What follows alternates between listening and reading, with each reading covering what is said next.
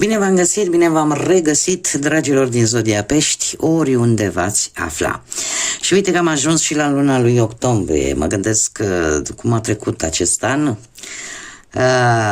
Luna octombrie, așa că azi voi face lectura generală pentru octombrie acestui an 2025, așa că toți cei care aveți Soarele, Luna, Venus, ascendentul sau oricare alt aspect astral important pentru voi din harta voastră natală și care are legătură cu Zodia Pești, această lectură este de asemenea și pentru voi. Ca de fiecare dată, nu uitați, este totuși o lectură generală, așa că vă rog să luați decât acele mesaje care rezonează cu voi. Restul lăsați-le să zboare în univers, pentru că sigur sunt pentru alte energii care într-o mai mică sau mai mare măsură au legătură cu Zodia Pești. Cei care deja mă urmăriți, sunteți abonați de ceva vreme, știți ce se întâmplă. Am scos câte o carte din Oracolul Frunzelor de Ceai, câte o carte pentru fiecare săptămână întreaga acestei luni, în ideea de a vedea în mare cam cu ce iese în evidență fiecare săptămână a lui octombrie. Dar înainte de a începe această lectură, așa cum am făcut și la celelalte zodii, m-am gândit că este benefic de știut, din punct de vedere astrologic, cu ce vine această lună octombrie și lucrul acesta chiar vreau să-l fac la fiecare început de lună pentru a vedea și ce ne spun astrele. Dragilor, luna octombrie este o lună în care cred că cel mai mult va ieși în evidență acest Mercur în Scorpion.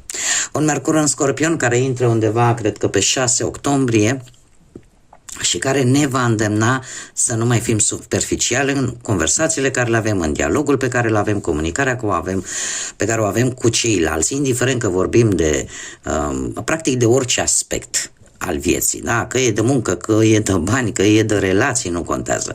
Comunicarea trebuie să fie una foarte concisă, foarte clară, foarte profundă și foarte transformatoare. Nu e loc de comentarii superficiale, de comentarii care nu au niciun sens. Acest Mercur în Scorpion spune foarte clar, trebuie să fim cât mai profunzi, trebuie să fim cât mai clar, cât mai conciși pentru a evita tot felul de neînțelegeri și tot felul de conflicte.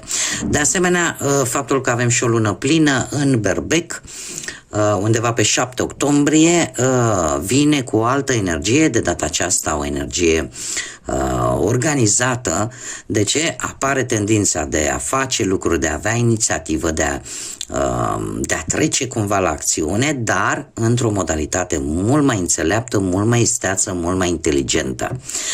Probabil că vom simți nevoia să ne spunem punctele de vedere sus și tare, să ne spunem opiniile, să ne manifestăm credințele, dar trebuie să o facem într-un mod foarte inteligent. Desigur, ce ar mai fi de spus, faptul că, cel puțin pentru voi, Pluton, cu mici ieșiri și venire, așa, rămâne în Vărsător și asta continuă, ca să zicem așa, pentru încă o perioadă, cu mici oscilații, pentru încă o perioadă de timp, aproape 20 de ani. Tranzitul lui Pluton în Vărsător aduce foarte multă restructurare radicală, atât la nivel global cât și la nivel personal. Ce înseamnă asta? Că se va restructura din punct de vedere social, tehnologic, da? Se încearcă oarecum distrugerea a tot ceea ce nu mai este bun, ce nu ne mai folosește, pentru a face loc inovației, libertății și a distribuirii cumva echilibrate a puterii, da? Mai ales în ambitul ăsta digital sau tehnologic. Ce aș putea să zic vis-a-vis de un aspect care vă leagă implicit pe voi? Avem un nodul nord în Pești. Un nodul nord în Pești care ne vorbește de o conexiune mult mai bună cu ajutorul intuiției în căutarea unui echilibru între material și spiritual, fiind nodul nord în Pești. Știm foarte bine că nodul nord ne vorbește de lecțiile pe care noi trebuie să le învățăm în așa fel încât să nu le mai repetăm și să facem în așa fel să evoluăm, să mergem înainte și practic unde trebuie să ajungem. Da? Faptul că se află chiar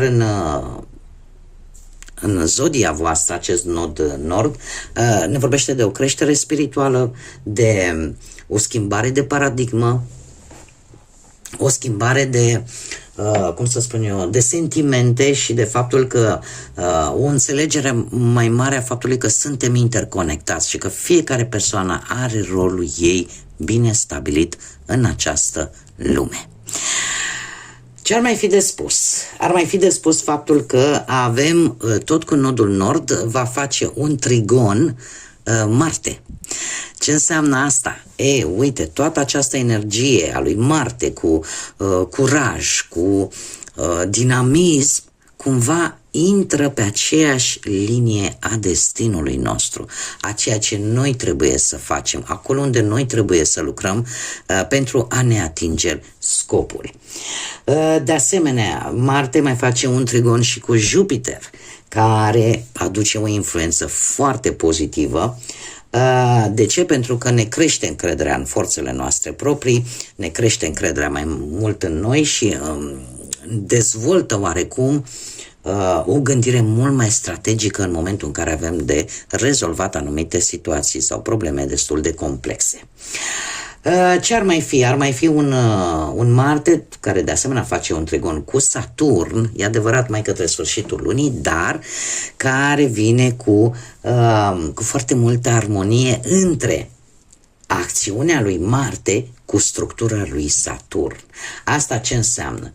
Vom fi mult mai determinați, vom avea mai multă răbdare, mai multă organizare și lucrul ăsta ne poate ajuta să ducem la bun sfârșit situațiile dificile, da? Și să putem să punem bazele acelor planuri, acelor idei care sunt realiste și sunt clare.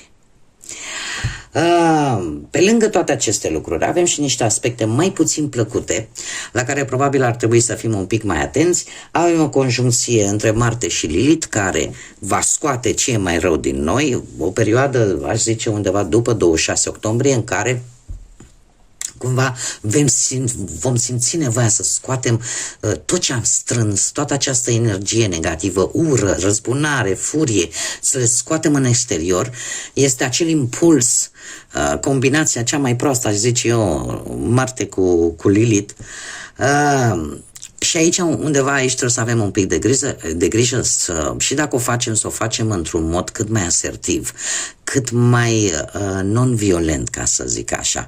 Nu știu în mare măsură cât de tare se poate acest lucru, dar asta este, cum să spun eu, aspectul astral.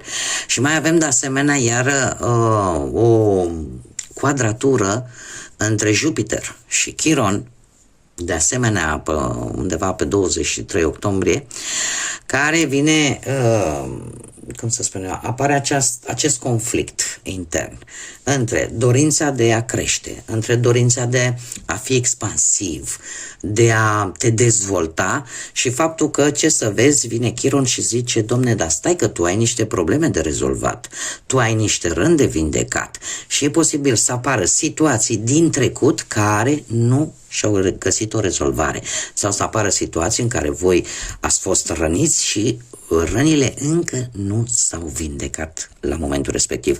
Așa că eu aș zice că luna lui octombrie, pe lângă faptul că nu e chiar așa o lună plină de evenimente, sunt multe planete retrograd, dar ea vine cu o energie foarte intensă care ne poate ajuta și de care noi ne putem folosi să vindecăm ceea ce este de vindecat și în felul ăsta să închidem odată pentru totdeauna anumite situații, anumite etape, anumite capitole din viața noastră, pentru a putea să punem bazele a ceva mult mai sănătos și mult mai viabil pentru noi. Dragilor, pe voi, peștii mei dragi, voi ca și zodie sunteți mult mai compasivi, lucru care e posibil să vă ducă un pic la epuizare în această lună. Așa că elementul cheie pentru luna octombrie, pentru voi, dragilor, este acela de a pune limite sănătoase acelor situații, acelor persoane unde chiar este nevoie. E momentul să te gândești mai mult la tine. Tocmai de aceea sunt necesare aceste limite, aceste bariere care trebuie spuse la un moment dat. E posibil ca unii dintre voi în această perioadă să-și pună o întrebare firească și onestă în același timp, mai ales când e vorba de relații. Și anume, de ce sunteți voi cel mai mult epuizați în relațiile voastre? Fie ele sentimentale, fie ele sociale. Să vă puneți această întrebare: eu de ce nu mai pot? Eu de ce mă simt fără energie? Este o întrebare esențială și importantă, pentru că de aici veți primi răspunsul. Poate că trebuie să puneți acele limite. De asemenea, e posibil să tot amânați lucruri, situații care într-un fel sau altul pe voi vă pot împlini și să le tot amânați, tocmai pentru că apare această compasiune față de alții, ca și cum ai zice: lasă, rup de la mine, nu fac ceva pentru mine, pentru că trebuie să fac pentru alții. Iar lucrul ăsta nu înseamnă neapărat că te răsfezi tu sau că vrei tu să... dacă faci ceva pentru tine, nu înseamnă neapărat că te răsfezi sau că ești egoist. Nu. Va fi o necesitate de bază. Va fi ceva perfect normal. Să faci lucrurile care ție îți fac bine. Să nu le mai întârzi. Să faci ceea ce pe tine simți că te împlinește. Este o lună foarte favorabilă pentru aceste lucruri. Să încercați să puneți limite sănătoase, așa ca și o concluzie, și să încercați să faceți lucruri și pentru voi și pentru acea stare de bine de care și voi aveți nevoie. Și acum, terminând cu partea asta astrologică, care eu sper că v-a plăcut și că v-a răspuns poate și la anumite întrebări, haideți să trecem să vedem ce ne spun cărțile. Prima săptămână din octombrie vine cu acest înger care vorbește de o ghidare spirituală și de o protecție împotriva răului. Acum, e posibil ca unii dintre voi să fie în acest moment pe partea asta spirituală, așa cum bine am văzut, mai ales cu acest nod nord în Pești, să aveți o conexiune și mai spirituală, mult mai puternică. Da? Și chiar ne vorbește despre acest aspect astral, ne vorbește de o creștere la nivel spiritual, o eliberare oarecum de anumite apăsări. Da? De o energie destul de negativă. Ce frumos! A doua săptămână avem fluturile, care ne vorbește de o schimbare înspre bine, dragilor, cu ajutorul acestei ghidări spirituale, cu ajutorul acestei protecții, ce în a doua săptămână se pare că lucrurile încep cumva să se schimbe. Ei, și avem a treia săptămână cu vulturul, care ne vorbește de un triumf vis-a-vis de anumite probleme, vis-a-vis de anumite obstacole, de situații negative cu care probabil o să vă confruntați. Aici avem în a patra săptămână sfatul unui prieten, cuiva apropiat din jurul vostru, care vine cu un sfat care are o anumită importanță, că de-al minteri nu apare aici. Ce este foarte interesant și tind să vă spun acest lucru, majoritatea cărților, cel puțin 3 dintre ele, ne vorbesc de aripi. Plecând de la îngeri, fluture și vulturi, ne vorbesc de aripi. Dragilor, este momentul cumva să zburați liber, este momentul să vă transformați, este momentul în care să aveți curaj. Mergem mai departe și haideți să vedem ce e bine pentru dragii mei din Pești în octombrie și ce ne spune tarotul vis-a-vis de acest lucru, atât pe parte profesională, financiară sau sentimentală. Trebuie să vă spun și vouă, la zodia Capricorn, nu știu de ce, dar simt așa o energie atât de caldă și atât de plăcută, cum n-aveți idee. Și lăsăm la o parte tot felul de de persoane care ar putea lua lucrul ăsta în derâdere, dar este ceva ceea ce eu simt și simt nevoia să vi-l spun. Da? Simt nevoia să vă spun acest lucru. Simt această energie foarte, foarte caldă. Haideți să vedem. Pe plan profesional. Pe plan profesional se repetă cifra 6, care vorbește de o armonie. De o armonie și, dar în același timp, de ceva nou. De ceva nou care cere echilibru, care cere comunicare, care cere compasiune, cooperare, vindecare. Asta așa, pe de o parte, vis-a-vis de cifra 6. E, acum, haideți să vedem ce ne spun cărțile. Am un 6 de cupe. Dragilor, sunteți foarte creativi. Sunteți foarte creativi în ceea ce privește munca, la locul de muncă, poate, și e posibil unii dintre voi să fiți ajutați să vă găsiți de muncă de cineva din trecutul îndepărtat, cu care voi ori poate ați avut relații, ori poate ați copilărit chiar, dar cineva din trecutul îndepărtat, deci pe care îl cunoașteți de foarte, foarte mult timp, foarte mulți ani. Avem un 5 de spade care vine și îmi zice posibil să implice și niște interviuri, o competiție pentru un anumit post. Dar dacă voi sunteți stăpâni pe respectiva activitate, din câte văd eu aici, cu acest 6 de monede, cumva lucrurile se îmbunătățesc și puteți obține acest job, care eu aș zice că e mai bine plătit. E mai bine plătit. Acum, e posibil și la locul de muncă actual să aveți opinii diferite. Să aveți opinii diferite sau să ieși, așa cum bine am văzut, nu? Cu această conjuncție a lui Lilith cu Marte, să scoateți tot ce ați strâns în voi negativ și lucrul ăsta să creeze aceste tensiuni, care trebuie să vă spun că sunt poate de multe ori pe nedrept.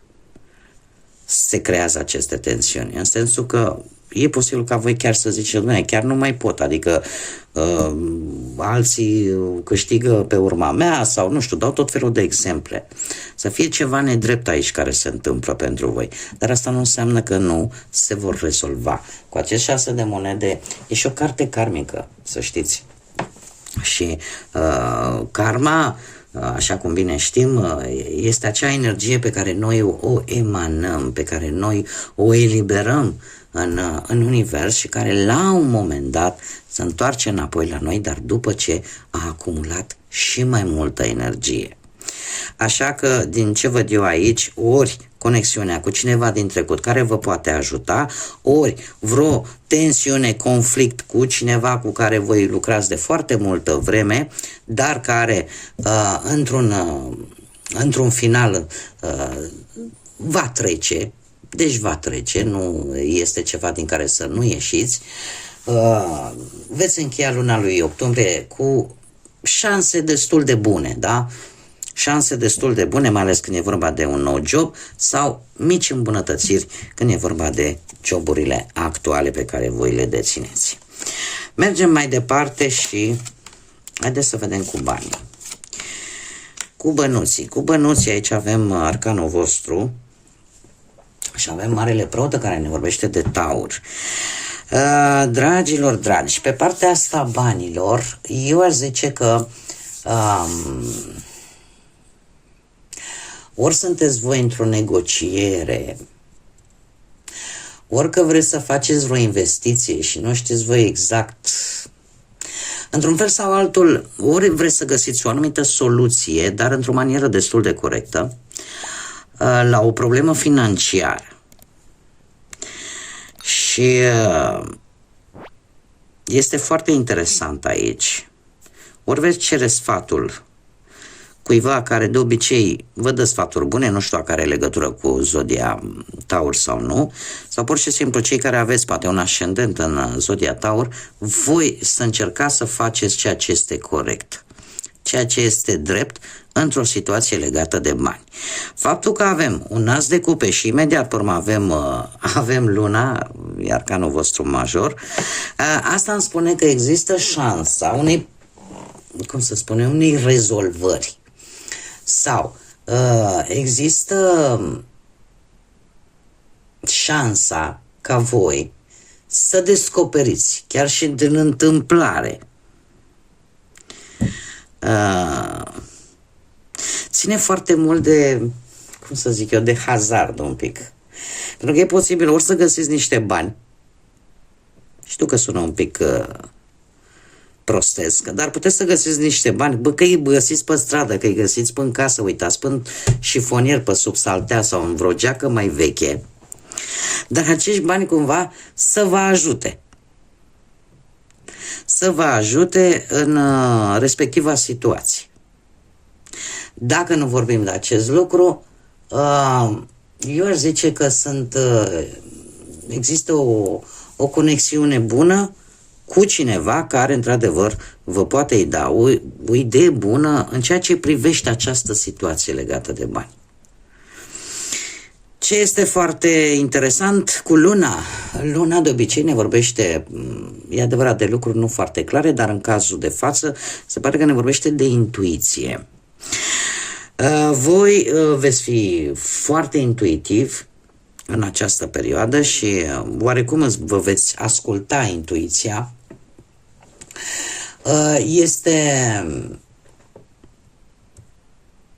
Chiar dacă lucrurile aparent pe plan financiar nu se văd ele foarte clar, totuși voi vă ascultați intuiția și o să încercați, chiar dacă aveți această șansă, să obțineți această sumă de bani sub diferite forme. Îi veți pune deoparte. Pentru că intuiția cumva vă spune, nu știi ce vine mâine. Și veți încerca să faceți economii. Tocmai pentru că apare acea senzație că mai bine să am eu acolo banii mei puși deoparte și pentru a scăpa oarecum de această stare de nesiguranță pe partea asta financiară, veți pune bănuți deoparte. Veți fi un pic mai economi. Haideți să mergem mai departe, să vedem pe partea sentimentală pentru cei care sunteți deja într-o relație. Și aici am zodii de foc, berbec, leu, săgetător, încă o dată se repetă zodia leu și desigur avem și zodii de pământ, taur, fecioară, capricorn. Voi, dragilor, eu aș spune că o veste bună cu care vine perechea voastră sau voi, pentru că sunt deja două energii avem aici, unul dintre voi are o veste tare bună. Are o veste tare bună care aduce așa o stare de bucurie, de pozitivitate, de o stare extraordinară în relație pe parcursul acestei luni. Lucru care va face ca un anumit plan de-al vostru să se pună în mișcare. Să se pună în mișcare și chiar dacă se va mișca așa cu pași înceți, dar va avea un drum sigur, ca să zic așa. Da? Este ceva care cere o responsabilitate din partea ambilor și este vorba pentru unii dintre voi de o anumită promisiune. De o anumită promisiune sau de un anumit compromis care trebuie cumva onorat. Trebuie dus până la capăt. Mergem mai departe, cei care sunteți singuri. Ui, dragilor, sunteți așa de cocheți în această lună. Începeți luna cu acest Venus în balanță, da? În care o să fiți un pic mai interesați, așa, de felul în care vă îmbrăcați, poate schimbați garderoba și hai să ne luăm că a trecut vara și ne luăm una de toamnă, sau sunteți mai atenți așa la felul în care vreți să schimbați culoarea părului sau vreți să schimbați ceva în aspectul vostru estetic.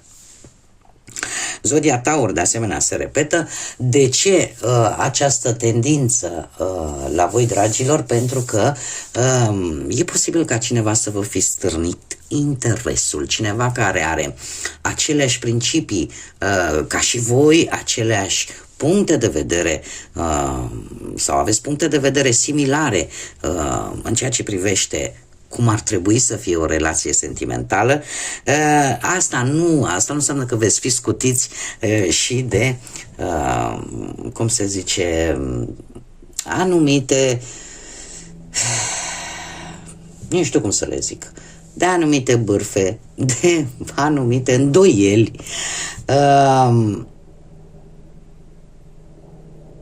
E posibil, nu știu, persoana voastră care vă interesează să mai aibă pretendenți, pretendente.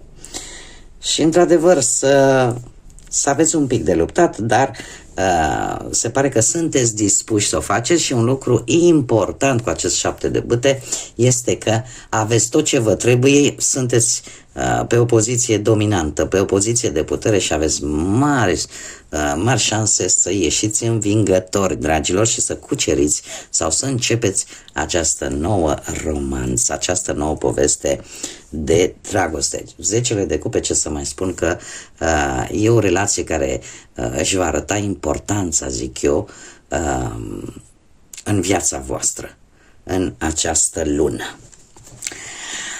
Dragilor, ce să zic, nu e rău deloc. Haideți să vedem acum și ce inițiale de nume, prenume, pseudonim sau porecle de persoane cu care voi veți interacționa sau care vor avea o anumită importanță pentru voi, dragilor, în această lună. Și avem litera C, litera F. Deci că le iau așa că nu îmi alunecă cum trebuie. Avem W, litera B, litera P, litera S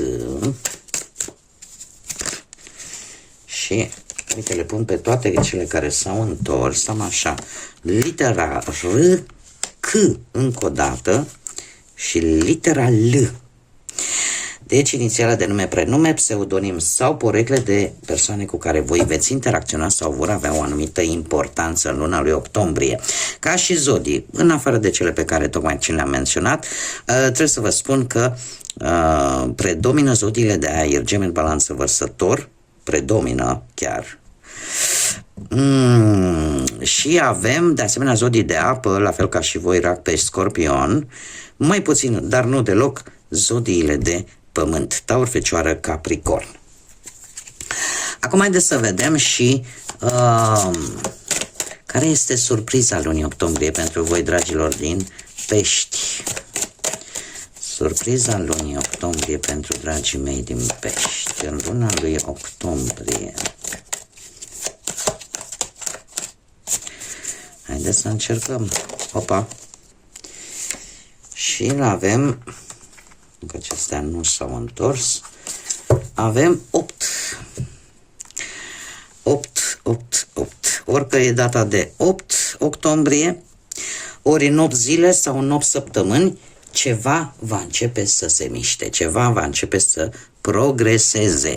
Și profitând de acest 8, trebuie să vă spun că 8 de obicei este numărul reușitei, al puterii, al autorității, al ambiției și lucru cel mai important, al ordinii cosmice. Ne vorbește despre karmă, ne vorbește despre destin și despre o schimbare foarte importantă care vă ajută să progresați.